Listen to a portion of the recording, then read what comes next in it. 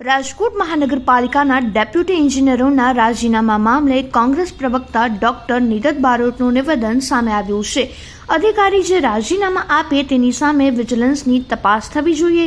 રાજકોટ મહાનગરપાલિકામાં અધિકારીઓની સ્થિતિ સેન્ડવિચ જેવી છે।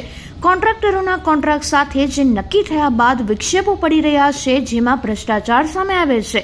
અધિકારીઓ હંમેશા કામ કરવા માંગતા હોય, પરંતુ ભારતીય જનતા પાર્ટીના નેતાઓ કામગીરી નથી થવા દેતા। સરકારે આ મામલે વિચારી યોગ્ય નિર્ણય લેવો જોઈએ। રાજકોટ મહાનગરપાલિકામાં ભારતીય જનતા પક્ષનું શાસન છેલ્લા ઘણા સમયથી ચાલે છે। ભારતીય જનતા પક્ષના શાસનના કોર્પોરેટરો એના અધિકારીઓને જે રીતે દબાવીને, જે રીતે બીવડાવીને પોતાના અનુકૂળ કામ કરવાનો પ્રયાસ કરે છે, એના ભાગરૂપે કર્મચારીઓ, અધિકારીઓ એમાં ભયનું વાતાવરણ ચોક્કસ હોય એવું લાગે।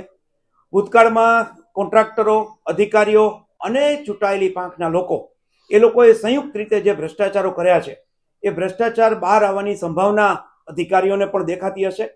કોર્પોરેટર અને પદાધિકારીઓ તો સમયાંતરે 2-2.5 વર્ષે બદલાઈ જાય, પરંતુ અધિકારીઓની ક્યાંક સીધી જવાબદારી થતી હોય એમાંથી છટકવાના ભાગરૂપે અધિકારીઓ ભાગે છે એવું કહેવાય। મને એવું લાગે છે કે જે અધિકારી રાજીનામા આપે એ અધિકારી સામે વિજિલન્સની તપાસ કરવી જોઈએ। કયા કારણસર રાજીનામા આપ્યા છે એ પણ ચકાસવું જોઈએ। એમની કઈ બાબત સંડોવણી હતી કે જેથી કરીને હવે અહીંયાથી છોડી દેવાનું મુનાસિબ લાગે છે, એની પણ ચકાસણી કરવી જોઈએ।